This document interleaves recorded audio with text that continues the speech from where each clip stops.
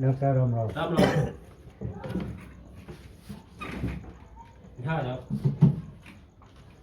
सुनाओ क्या समस्या है? डॉक्टर साहब मेरे को घर्राटे आना बाल के पापा तो मोटे घर्राटे खर्राटे आ रहा कितने दिन हो गए बात में? बाल की बता दें।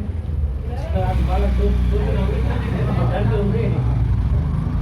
तो कहाँ से आए आप? हसनपुर से ही हो? कौन से मोहल्ले में थे? ये अम्बेडकर पार्क अम्बेडकर पार्क के पल्ली तरफ। यहीं जो पहले घर को कहाँ पे? यहीं अच्छा, है पड़ोस में। और पहले यहाँ रह गए आप? चले नाम है आपको?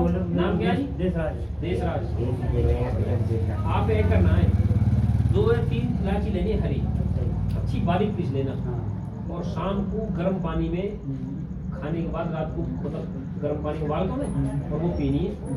और आप पियो कम से कम 1 सप्ताह, ठीक है जी? 1 सप्ताह आप पियो, आपके खर्राटे बंद हो जाएंगे।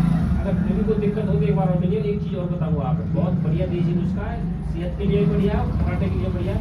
और सिर के नीचे थोड़ी तकिया ऊँची लगानी है, तो थोड़ा सा ऊँचा रखना, जैसे मानो सिर थोड़ा ऊँचा होना चाहिए, ऐसा होना चाहिए अगर उससे ऊँचा हो।